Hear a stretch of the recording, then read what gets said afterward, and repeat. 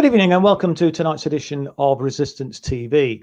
This evening we're going to be discussing whether worker cooperatives have the potential to bring about an irreversible shift in the balance of wealth and power. We should have two guests with us, although we only have one online at the moment. We're hoping that Ross Ashcroft will join us a little later. But our first guest is John Atherton. He's the head of membership at Cooperatives UK, which is an organisation that helps people establish worker cooperatives. People may be familiar with Ross Ashcroft. He's a broadcaster and a co-founder of Renegade Inc., who made the seminal documentary called The Four Horsemen, which shone a light on the broken banking system.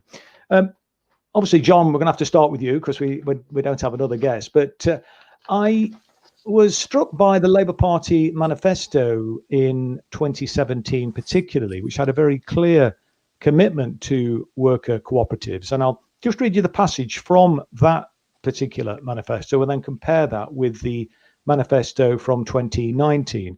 In 2017, the manifesto said, in government, Labour would give more people a stake and a say in our economy by doubling the size of the cooperative sector and introducing a right to own, making employees the buyer of first refusal when the company they work for is up for sale. And it went on to say in the 2019 manifesto, we will give a new cooperative development agency a mission to double the size of the cooperative sector, but it had dropped the commitment to give workers the right to buy out their company and establish a worker cooperative. So I just wondered what your thoughts were about the cooperative movement and what the potential is really to grow it, particularly in light of the ever increasing number of people who are forced into self-employment. Perhaps we could start there really, and whether or to really get your thoughts really on helping and encouraging people to look at establishing worker cooperatives in the first instance, rather than necessarily being forced into self-employment, which, as we know, many people, probably millions of people, would rather they were in an employee situation, or possibly be preferred to establish a cooperative if they had the wherewithal and the support to be able to do so. Yeah, so just to start, obviously we welcome any mention of co-ops in any manifesto, obviously particularly the Labour Party manifesto. Our sister organisation, the Co-op Party, works really hard to work with the Labour Party. And so, yeah, we're Co-ops UK, we're basically about helping people solve problems and solve problems through setting up co-ops. That might be, and there's lots of different sorts of co-ops, but in this instance, it's usually solving the problem of I need a job, and not just I need any job. I want a job that's got decent pay, decent conditions, and there's a mission to it. You know, we're not just doing it for the cash, we're doing it because we believe in what we're doing. So we help people set up worker-owned co-ops, basically. Yeah, I mean, the cooperative movement's got quite a tradition in this country, hasn't it? And, you know, going back well over a century, I suppose 150 years ago, were the origins of the cooperative movement. I wonder if you could perhaps give us some of the historical context as well about the co-op movement in this country. Yes, well, my organisation, Co-ops UK, we're 150 years old this year, actually. And yeah, the first co-op in Rochdale was in 1844. And there's a lot of similarities, actually, between then and now. Then there was huge industrial change. You know, then it was technological change in factories and machinery. Now it's obviously AI and robots. Back then, there was a huge issue around food security, food poverty. Then it was more adulteration of food. Now, of course, we're talking about chlorinated chicken. Back then, there was a huge shift of people into precarious work, away from artisan weavers and artisan other roles into working in factories. And again, like then, there was a huge inequality issue. There was a growing poverty, growing poor people, and increasing wealth of factory owners and mill owners. And so really the co-op movement back then was a response to all of those issues and all of those problems normal everyday people faced. And again, probably similar to back then, the government wasn't very effective at the time. Banks weren't very effective at the time. And so essentially co-ops were started because people had to. They had no choice. And so the whole premise of co-ops is self-help, doing things for yourself, mostly by yourself, because no one else will help you. And really, we see a lot of similarities in today's economy with precarious and gig work. And to be frank, a lack of interest from the current government in supporting the cooperative movement is no different as well. No, indeed. And obviously, the cooperative movement was a hugely important and influential movement all those years ago. And it demonstrated really how solidarity and, working class coming together in solidarity can actually, in spite of a hostile government and economic circumstances which clearly don't favour the working class, and certainly that's the situation today, as you pointed out there, with the huge growth in precarious employment and so on. And I mean, you mentioned the Rochdale Pioneers, but I mean, how quickly did the cooperative movement spread at that time? I think obviously they called the Rochdale Pioneers because they were the first out of the traps, weren't they? Yeah. I know there's quite a long, where I come from in Derby, there's a longer tradition of the cooperative movement here. But as a lad growing up, I mean, there seemed to be a lot more buy-in to, or a lot of awareness maybe of the cooperative movement. I still remember my divvy number, that mum and dad used to give when they, went to the local co-op, and there seemed to be a co-op in. This is a co-op shop, of course, in every local area, and I just wonder whether or not you see that there is an increasing interest in the cooperative movement now. I mean, obviously, you're different from the co-op shops in that sense. We're talking about worker cooperatives, and clearly in the Tony Benn era in the 1970s and so on, there was a big push in relation to cooperatives, but I don't know whether or not the support for that seems to have ebbed away a bit from central government. Would you think, or not, in terms of support for the cooperative and worker cooperatives? Yeah. So back in 1844, they basically they became a cooperative movement because they were a very successful business. Essentially, there were attempts to set up self-help, democratically owned organisations before that point, and to be frank, most of them had failed. What the co-op pioneers did is they got the DNA of how to run a cooperative organisation right. One member, one vote. The dividend, and lots of other parts of that DNA that were successful. And then they essentially, the other thing that made them a success in a movement, as opposed to just one business, was the penny post. And so the original pioneers, because they were so proud of what they've done and people were very interested in what they've achieved, they essentially, through letters, passed the message around the whole country. And so, the growth of the co-op movement was slower back then because technology was different. And it did take, decades to get up to the numbers of the thousands, but it did get there. Whereas nowadays, obviously, good ideas can travel much quicker than they used to.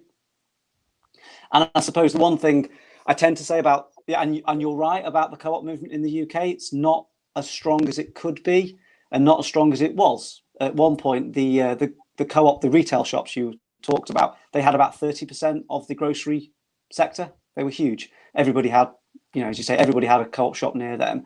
And, things happen, competition happens, things move on. But what's really important, I suppose, for us to remember in the UK, and I use the analogy of football, which is a terrible analogy, but works, which is we invented football, but actually we're pretty terrible at football now compared to other countries. And we're the same with co-ops, is we invented co-ops and we shared the message about co-ops and the model of co-ops with the world. And other parts of the world are so much better at co-ops than we are, whether it's France or Germany or Spain in the UK, in the EU, or whether it's places like India, which just have tremendous cooperative economies. And I think it's worth not looking at what can be achieved when you look at the UK sector, but looking at what can be achieved when you look at, say, India. So in India, there's a farmer co-op owned by the farmers with 60 million members. That's 60 million farmers, all part of one co-op in India. And it just tells you the scale that co-ops can reach. Oddly enough, in America, the rural electric, the electric utility, most of the rural electric economy is co-ops. When you move to places like France, quite a lot of champagne, oddly enough, is marketed through farmer co-ops. And so really, the co-op economy around the world is huge.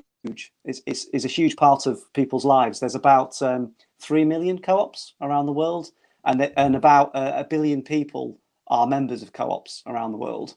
And so when you look at those sorts of stats, you kind of think, why aren't there as many co-ops in the UK as there could be? And yeah, I would say it's because in lots of other countries, the governments of any political persuasion are more supportive towards co-ops because they see them as a fundamental good. They're there for people. They're not there for capital, and that's the big. There's one way you can say why is a co-op business different than any other business. I would say it's because the people who are most important, people are most important to the business, not capital. It's labor over capital, and that's. Yeah, I was going to say. Because one of the things that we are very keen on supporting, obviously one of the reasons why we've brought you on this evening to talk about cooperatives within the aims and objectives of the resistance movement that we are trying to build now, is a very strong commitment to supporting the establishment of cooperatives.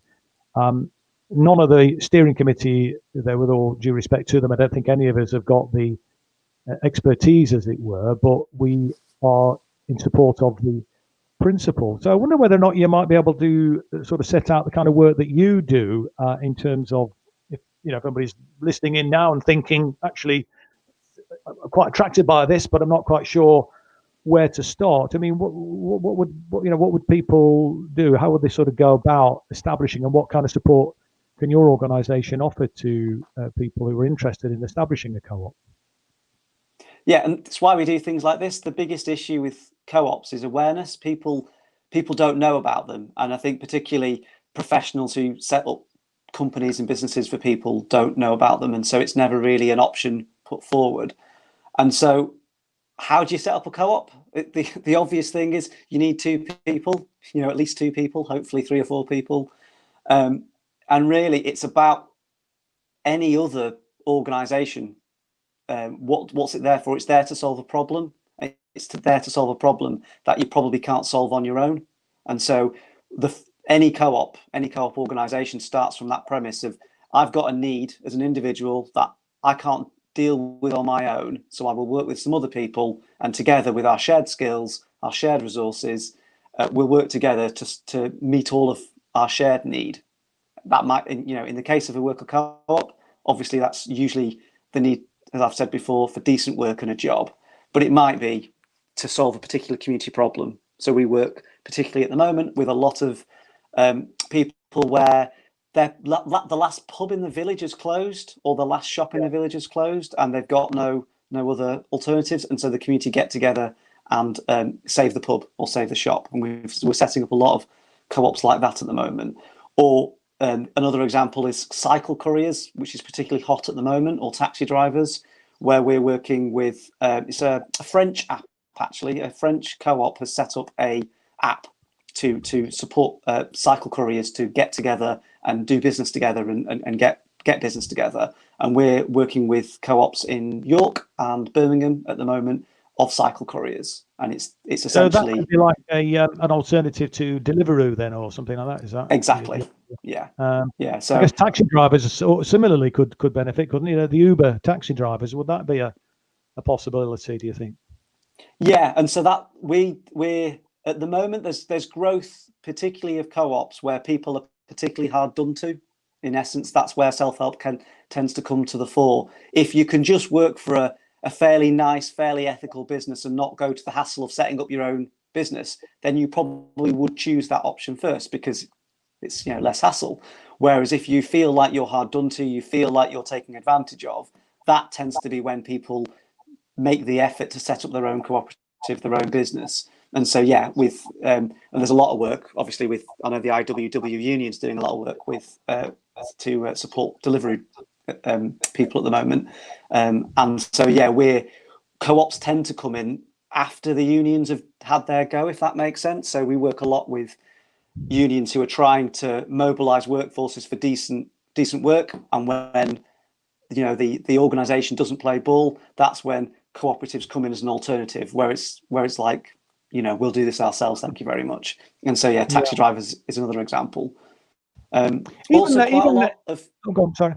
No, carry on, John. In the precarious work around creative agencies, professional agencies. So again, those sorts of freelancers, web designers, creative types. We're doing a lot of work in those sorts of sectors where, again, it's just gig work. They're just getting piecemeal work from time to time. Yet, if they got all the job, they'd get paid a lot more. So we're doing a lot of work to grow cooperatives of creative workers, essentially. And what does that look like? Like I said, it's getting 2 or 3 people in a pub or in a cafe to talk to each other, to share the issue they've got. And it's like a lot of other businesses start. You've got that passion to set up a business. The difference is you're setting up a business with some other people, and it's really like setting up no other business. What's your business idea? Have you got the skills to do it? All that sort of stuff. And what Cooperatives UK and our advisors, where we come in, is we basically help them with the technical advice and support. So we can't help somebody with a business idea. That's their job. But as soon as they've got a business idea and they think it's viable, that's where we come in. We help them with the marketing, the legal structures, the financial models, all that sort of advice and support. But then because it's also a co-op, we do. Do you provide finance Not directly. We work with other organisations. There's for specifically worker co-ops, there's an organisation called Cooperative and Community Finance, and they lend money. They lend money to worker co-op startups. We also help cooperatives raise finance from their members.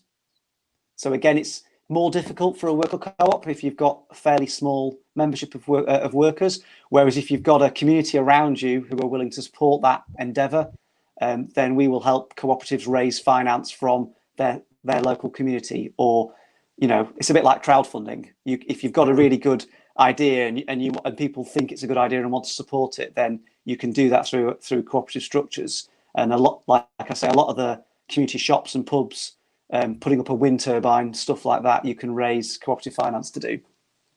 More difficult with worker co-ops. They tend to borrow money, and there are some cooperative specific lenders who will lend money to you.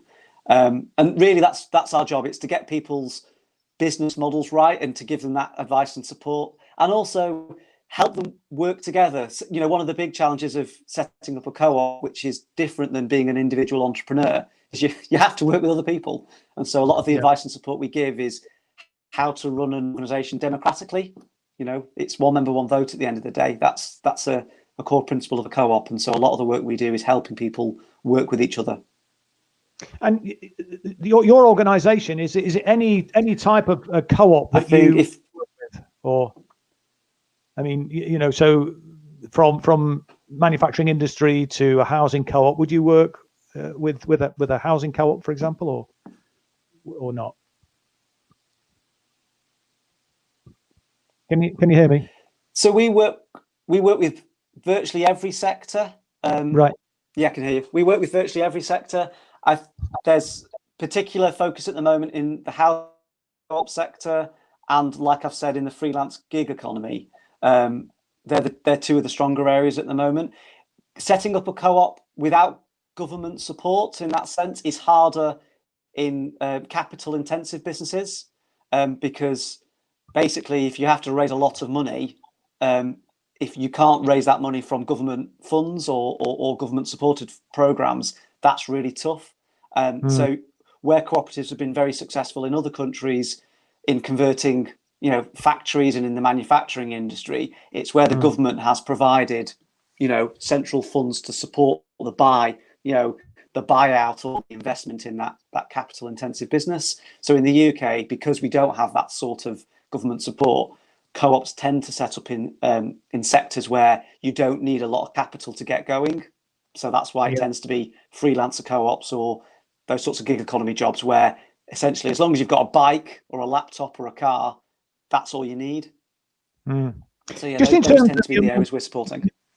you made that point as well. I guess a lot of, and I think that's probably true. A lot of people, given the choice, would probably just go for the employer-employee relationship if the employer was, as you put it, a kind of decent employer, paying a reasonable salary and so on. But even in those circumstances, of course, inevitably the worker is generating surplus value. I mean, that's the kind of nature of capitalism, isn't it? And the thing about cooperatives is that everybody's got a equal stake in it, in a sense, and so the fruits of the workers' labours are more equitably distributed, aren't they? So it is a case for urging people, even in those circumstances where they are uh, reasonably content with the kind of employer-employee relationship, to look at a cooperative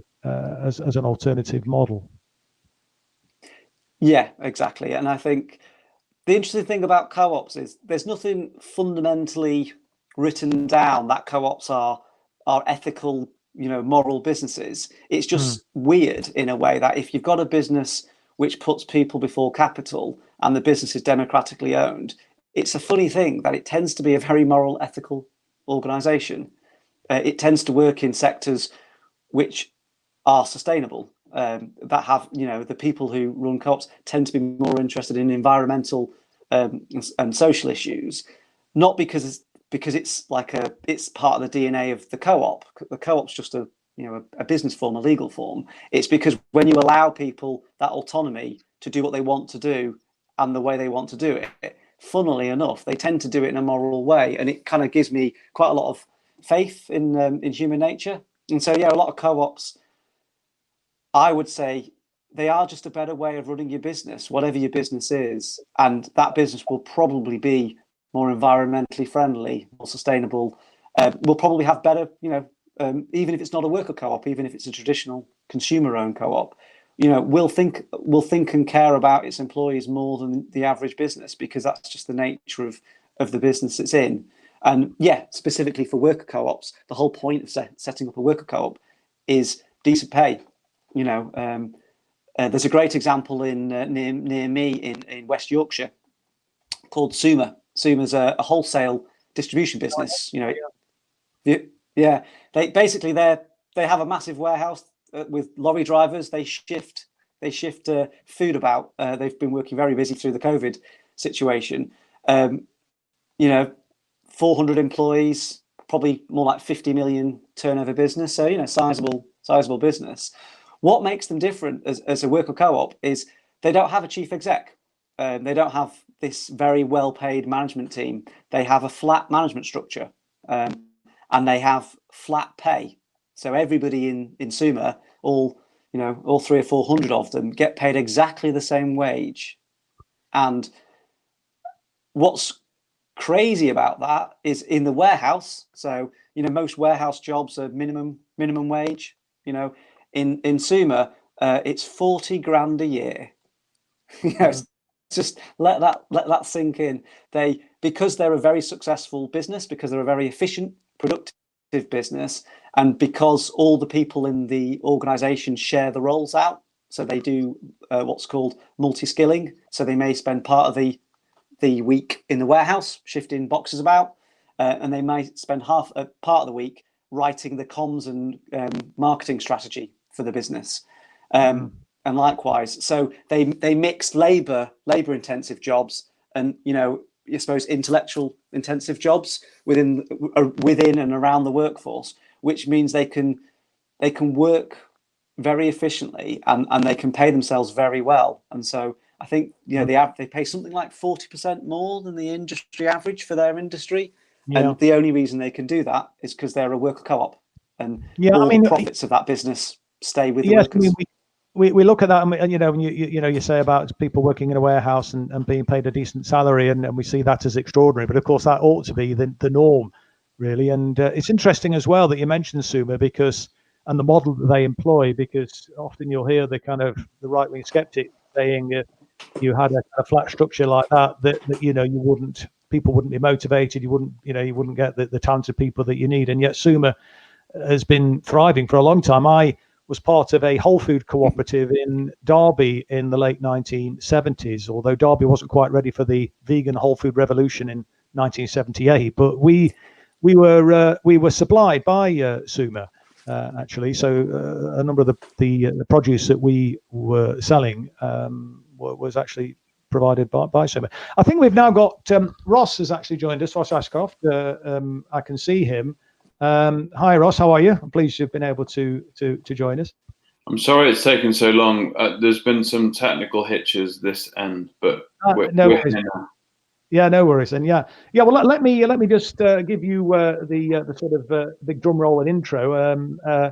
I think I did mention just before you well, not just before, but at the beginning of the program, said that obviously you're a broadcaster, co-founder of Renegade Inc. and the director of the seminal documentary The Four Horsemen, which shone a light on the broken banking system. And I was just talking to John there about the origins of the cooperative movement in Britain and the sort of work that his organization does in helping people who are interested in establishing co-ops. And I know obviously you're very interested in the cooperative movement yourself, and obviously the reason why I invited you to participate in the program this evening, Ross.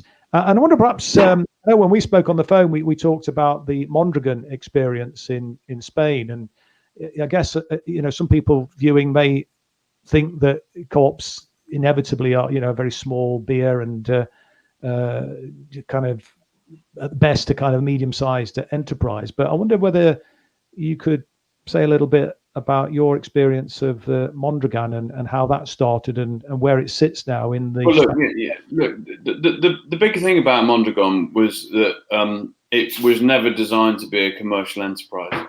And if you ever want to talk about socialism and people doing well for themselves and entrepreneurship and people, advancing their own economic needs because they have to, then you've got Jose Maria Alejara, unpronounceable, but he's a wonderful man who ultimately was a Catholic priest in the Basque Country who started Mondragon, right? So, and every Saturday or Sunday morning he went and he took a Hessian bag around what would have been his Sunday school, and he started teaching people who were coming to Sunday school the basic points about entrepreneurship. So Mondragon, unlike so many cooperatives, I would argue every cooperative in the world doesn't ever start with a commercial interest. Every cooperative in the world starts with a human interest, and that eventually burgeons into a commercial interest, because ultimately when people get together and create value, it becomes a commercial prospect. So the Mondragon model, is unique, yeah, absolutely. But here's the killer point on all of it, and this might be really difficult to swallow. The Mondragon point and the Mondragon model and the Mondragon moment in time was because Franco absolutely put the Basque people to the knee, right? Franco said, look, these people, because they were so rebellious, because they were so socialist, because they were so organized, Franco basically said, look, enough. So he wanted to starve, totally starve that group of people, and say, we can't, we have to vanquish you. And out of that desperation came cooperativism. And I hate to break this to you, but I don't think that in the West so far we have had the type of we've got inordinate amounts of inequality, we've got inordinate amounts of poverty, we've got inordinate amounts of social degradation, all that stuff, but we haven't had that moment. We haven't had that moment where people say, listen, we've got to collaborate now instead of compete. And, you know, Joseph Schumpeter talks about creative destruction. I think we've got a long way to go, 5, 7, 8 years to go, until people realize how broken they are and how they can't make an income, how they can't create value, how they can't get any returns, until they get to a point where they say, okay, fine, look, stop. We now need to collaborate. We now need to do this together.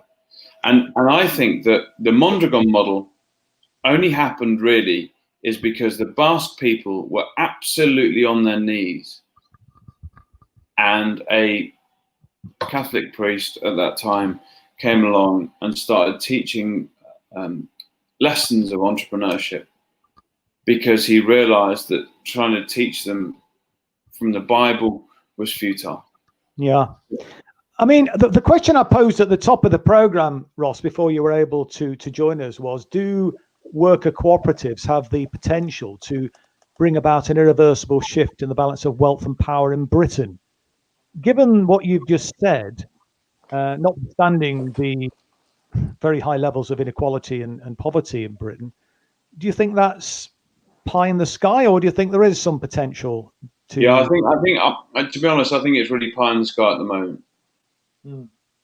Yeah, I mean, one of the things I was going to say, one of the things that our organisation is keen to support as part of our aims and objectives is to support the cooperative movement, and to, you know, help communities, encourage communities, particularly communities that are really struggling. I mean, you know, there are many up and down the country. You look at the coalfield communities, for example, where there is huge levels of poverty, maybe not on the scale that you were talking about in the Basque region in Franco's era, but there's very little in the way of any government investment going into those communities, very little opportunities for people, and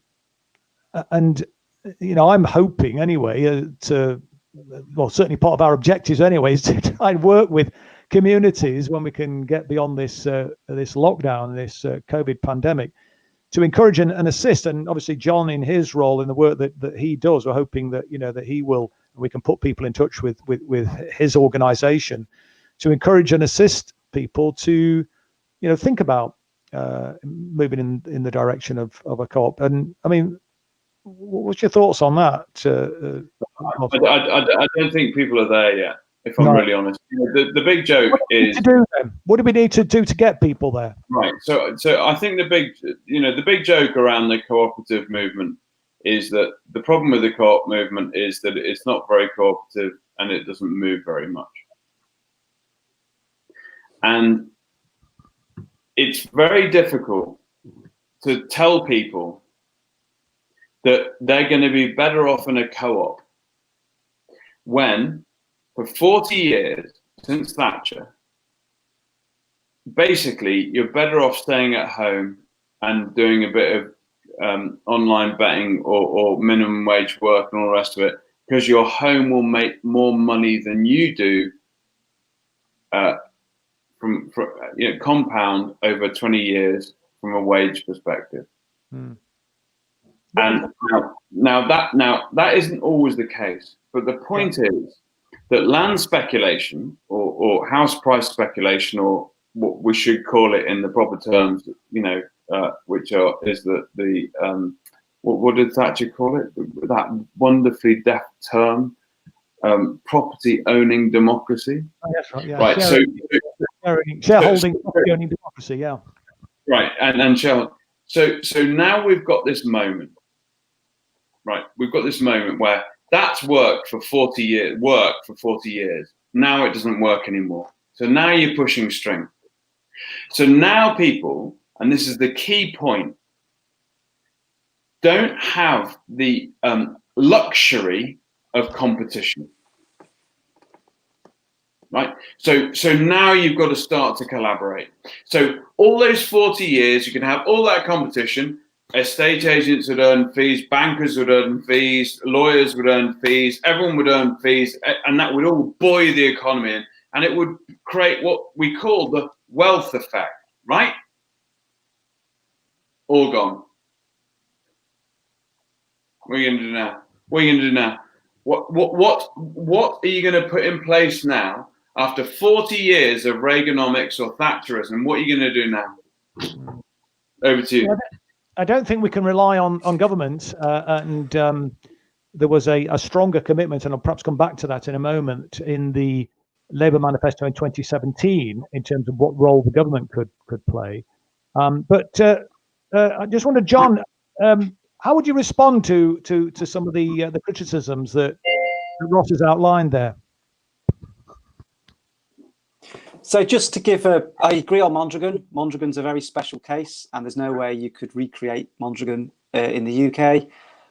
But you can look to other models from other countries. I think Emilia-Romagna in Italy is one of the regions where the co-op economy, in some parts, is about 30% of the local economy.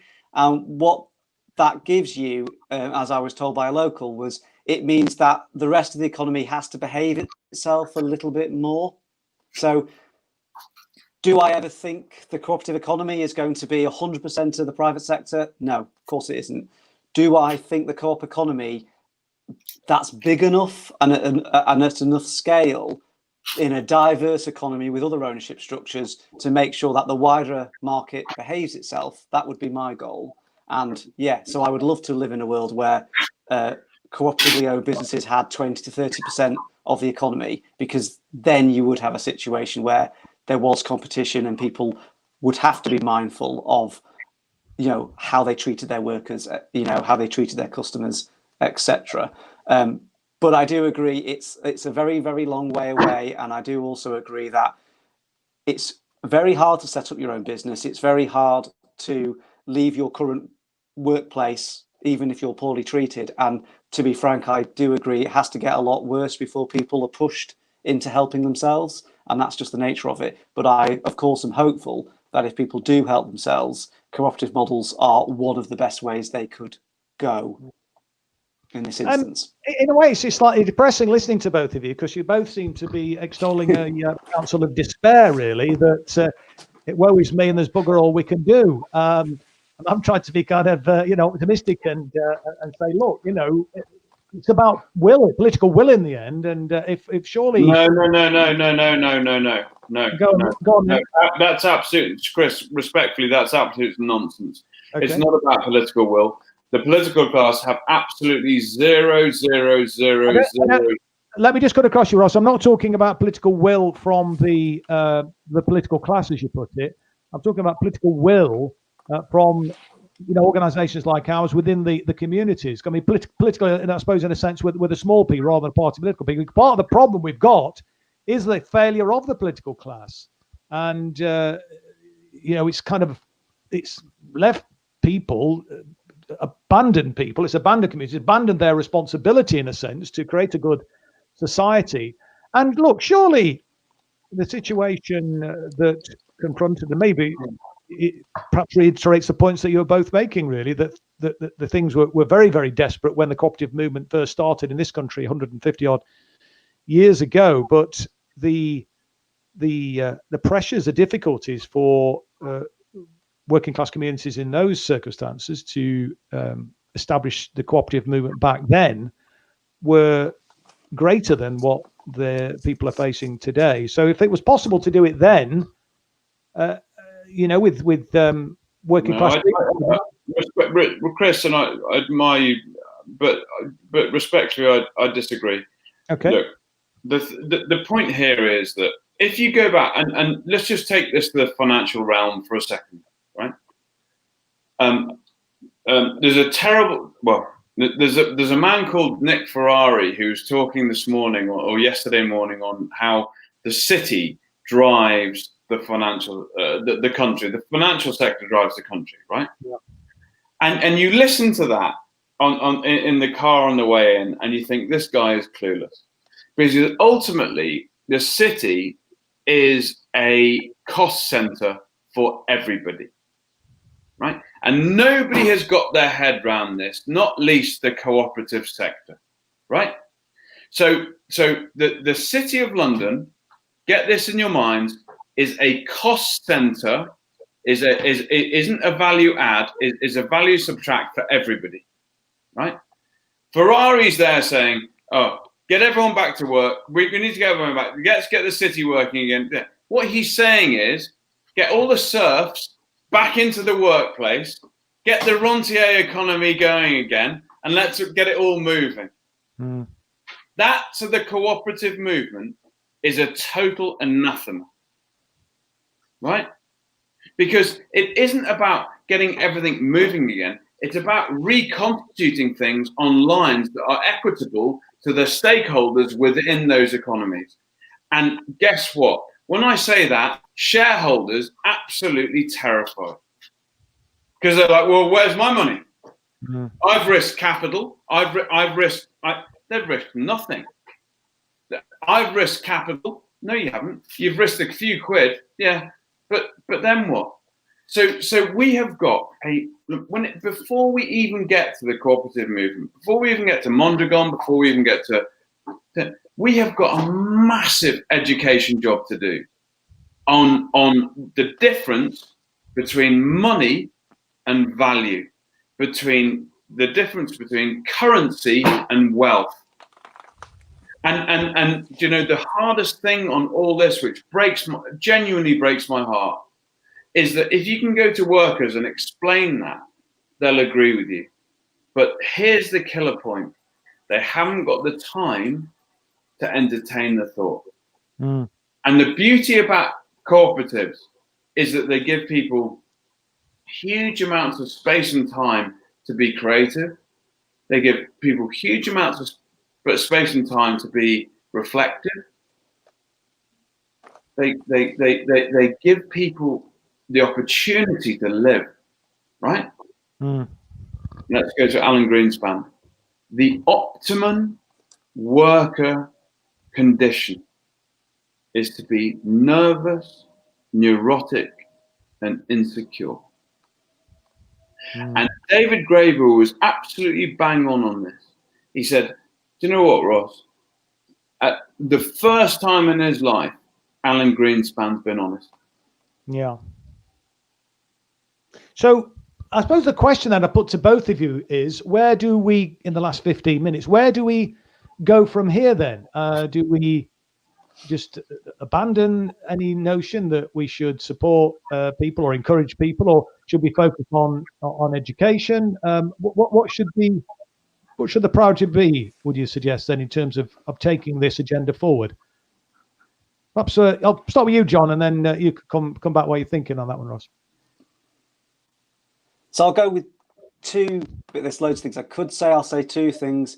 Firstly, the co-op movement by its nature is a pragmatic movement. And so it started by people wanting to solve problems they had. And we will continue to work with individuals and small groups who have individual problems at a grassroots level that a co-op solution will help. And we'll just chip away at that. We'll continue to do it. We've done it for years. We'll continue. It would be fantastic if big thinkers and systematic changes can take place, but I'm not hopeful for that, and I will continue to work with small groups, small communities to help them where we can. And hopefully, if we chip away at that, that's one part of the solution.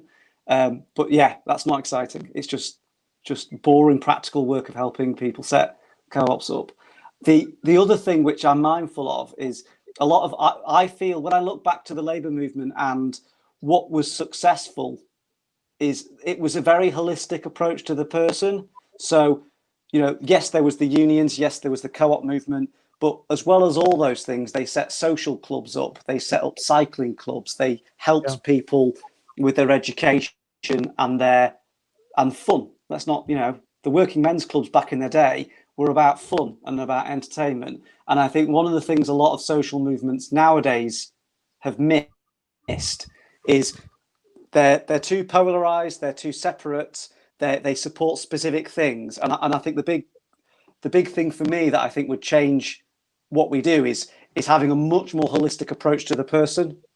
You know, their education, their job, the fun they do in the evening, and bringing those communities together. Because if there's one thing we really have got a problem with, is it's the destruction of communities. whether they're local communities or just communities of people. And I think you're not going to solve this problem if you don't think about people holistically and all the issues they face.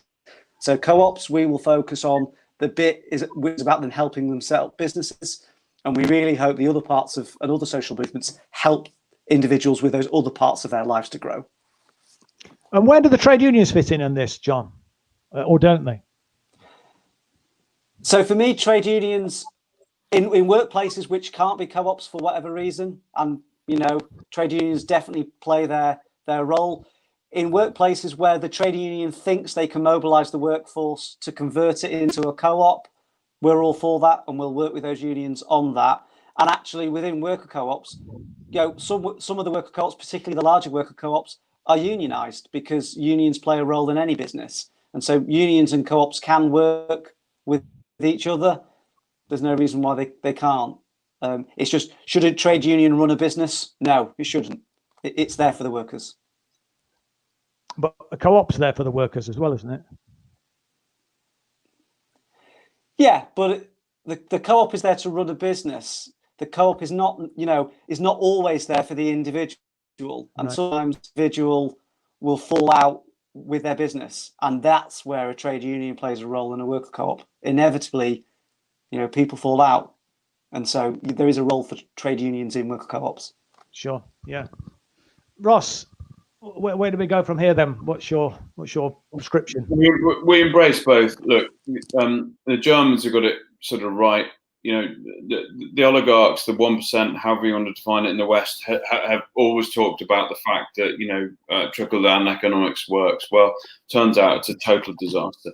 There's no academic research for it. It's a bunch of propaganda that trickle-down is the way forward. If you look at Germany now, there's something really interesting happening, and has been really for the last 20 years. They've always maintained their unions in Germany, and that's unique, right? Because the Germans have understood that since the Second World War, unless you have the working class, the unions, the workers able to enter into the norms of the economy, right? Then you're not going to have an economy, because ultimately the bottom end of the economy dies and then everything else collapses. And in the UK, we've got a diametrically opposed situation. You've got the Duke of Westminster of late dying, and his son taking over, who's now a billionaire, and then the whole of the top of the social strata, if you like, thriving, whilst everything else withers on the vine, right? So in stats terms, if you want stats, you've got the top 3-4% of the economy thriving beyond belief, the bottom 25 to 30% of the economy not even able to enter into the norms of economic activity. Yeah. Progressive? Is that how we're going to roll? So the Germans or whoever have realised that you make sure that those unions are healthy, and this is an anathema to. I mean, imagine saying that to Thatcher. Yes. What? Unions are healthy? Imagine saying it to that clown that's in number 10 at the moment. So what do we do, though? I mean, the point is, Ross, what do we do? I mean, we're in a situation now where we've got a Tory government in who are Thatcherite. Organised. Look, you've got to really, and this might be not be right for this program and the rest of it. But here's the thing: you've got to ignore, as Jose Maria Azarlabara, who's unpronounceable, but Arizmana, Mondragon back in the Basque Country, you've got to ignore the political class. I promise you. You just got to put one thing in your mind from this conversation: is that every politician in the UK, at the end of the debt cycle, end of capitalism, end days of financialization, every politician is a colossal distraction. And if you don't think that regardless of the political hue, I mean, Keir Starmer is a case in point of someone who could be bought and sold like a piece of meat in a livestock auction, right? If you don't think that these guys are doing your bidding for you, you're nuts. So what you've got to do is ignore the political spectrum, the political class, everything about it, and you have to organize and get together and do your own thing. And my view is, provided people can park their egos and get over themselves and all that stuff, and if you can put together a worker co-op, or you can put together some sort of cooperative movement where you can gel together and something's bigger than yourself, then you're on the right road. Because ultimately what we're coming to the end of, and this is my last bit, is we're coming to the end game of financialized capitalism. 100%. Look at what's happening in the money markets. 2, we're coming to the end game, definitely, of Westminster. No one listens to them anymore. Like, literally no one. Look at it's a clown circus. And then the last point, we're coming to the end of education. So, and there's your killer point. So nobody now wants to come out of university with £250,000 worth of debt to go and become a lawyer or whatever. Everyone's now starting to look in different directions, and the opportunity and the onus, if I can put it that way, is for us as a generation of people, is to say to other people, say, look, there's a different way. There's a different way to go here. Because all that stuff that's happened over the last 40 years since Thatcher was actually built on hot air. And actually now we've got the ability to create real value, real wealth, which isn't just monetized all the time in house prices, wages, and all that nonsense. Actually, we've got the ability to recreate an economy where we can create real services, real products, real value, and offer it to you. And I think that when you start talking in those terms, it gets people really excited. So my view is, from the German model, yes, of course, you keep the unions going, but let's face it, she did such a good job on it, the Iron Lady. The unions in this country are finished. We need a new way to go. Co-ops are the way to do it. However, how do you marshal that? Where's the leadership? And how do you create them? It's actually a creative job. It's an architecture job. How do you create them in a way that enables them to create as much opportunity for all the people involved? Well, look, we've only got 5 minutes left, and I'm just going to put one question that's coming from viewers, and we only got time for one question, but it sort of picks up on what you were just saying there, Ross. And it's this: how can we help as a community organization to educate people, then to kind of inspire people to get through this? I mean, perhaps if you could both give us a couple of minutes on that, and then we'll have to end. Any thoughts on that, John? And then we'll come back to Ross to finish off.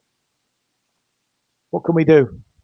So our big issue is awareness. Not enough people know that cooperatives are a realistic, viable model for providing decent livelihoods for you. And so I would say, go to our website, uk.coop, look at the case studies of the sorts of co-ops we set up, gig economy, freelancers, practical shops, pubs, farms, housing co-ops, credit unions. There's so many good, successful examples of co-ops. The issue is most people don't know about it. Yeah. And then the next issue is it's mobilizing those people to set them up. And I think for community organisers and mobilisers who are good at that, that's the skill the current co-op movement lacks. It's the ability to mobilise and organise people. We've got the skills of technically setting up co-ops, but we need the support of people who are really good at mobilising communities. As an organisation, I'm just thinking about the resistance movement, the Festival of Resistance that we're trying to set up. We've got thousands of people up and down the country who are keen, who see that the political class is broken, that kind of our representative democracy isn't working, and they're looking for some alternative way forward, as it were. And maybe some of those in some areas, maybe not every area, but maybe there might be local champions who would be willing to try and mobilize and bring people together. I mean, what support could you offer support to people to do that, to be those kind of evangelicals, if I can put it like that, to go in and encourage people to look at setting co-ops up? You want me to run a webinar boot camp or a physical boot camp where we take people through, an hour, anything from an hour to a full day's kind of boot camp on how to raise awareness of co-ops and how to get people started? We can do that. So I mean, the co-op movement, you're looking at setting up chapters up and down the country, and maybe that's one of the things that we could offer. If you're saying you'd be prepared to do that, then we may pick up a few people, maybe a lot of people who are on the ground, because this I don't think it can't be done by me. It can't be done from the centre. It needs to be done on the ground, doesn't it? So we need exactly right. So just finish us off in the last couple of minutes, then, Ross. In your thoughts, then. Exactly right. People have to look. This isn't like co-ops aren't top down, right? And my frustration with the whole with the co-op movement, but also with the political classes, if we give a diktat from here, then eventually people will go and do it. No, absolute nonsense. Do you know the biggest thing? Do you know the most beautiful and elegant thing about co-ops? They find latent talent in areas that you'd never expect it. Mm-hmm. Right? So I can sit in Westminster, Chris, as you were as an MP, and go, oh, we're going to do this in Derby. Oh, yeah. Scousers like toffee, so we'll make a toffee shop. I mean, nonsense, right? Nonsense. You go out to the area, you go out to those people and you say, what do you need to do here? And the absolute beauty of co-ops is that it brings out of people the innate talent and beauty within them, which allows them to express that to the wider community, which ultimately gives everybody, not just the person giving it, meaning and purpose. Mm. And guess what I never talked about in all of that? Go on. Money. No, interesting. Yeah. Right. Yeah. And now we talk. And now we talk, because it's not about money. It's not about redevelopment. It's not about house prices. It's not about property owning, democracy, and all the rest of it. It's about meaning and purpose. So if you really want really wonderful, vibrant, beautiful communities where people could, and I'm not being utopian. I've looked into co-ops a lot. I understand that in capitalist terms, it's called the USP, a unique selling point, right? The unique selling point about bloody co-ops is that it finds latent talent in areas that, and by the way, that often the people in those areas didn't even know they had it, and then they gift it forward, and this whole thing emerges. Exactly how Mondragon happened. Yeah. So forget this top-down nonsense. Forget all this. Oh, we're gonna come and help you. Ronald Reagan, the worst 9 words in the history of the English, British, whatever language is, I'm from the government and I'm here to help. They've never ever once helped. The government's a ham-fisted disaster, as we all know. The beauty. Let's talk about the poetry, the harmony of co-ops. The beauty is that they find latent talent within that area, bring it out, and it creates more community value.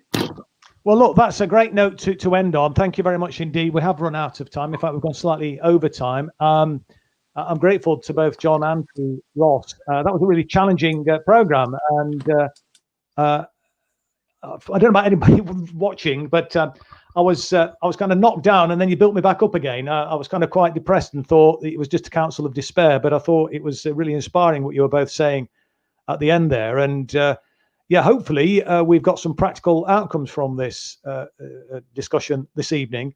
And as we build this movement and as we create local chapters, if we can inspire people, if they feel switched on, that cooperative in their local area might be something that will work. But these solutions need to come from the bottom up, and it's wonderful to know that John is offering himself and his organisation as a resource for that. And And hopefully, Ross, we can get you on the case as well as a kind of a motivational speaker. So thank you both very much indeed for your contributions this evening. I'm sorry about the technical difficulties you experienced, Ross, in getting on to the program at the outset, but it's great to have you, albeit for a truncated period for the program. Thanks everybody for tuning in this evening. Don't forget to tune in to Resistance TV at the same time, same place next week. Thank you for watching, and good night.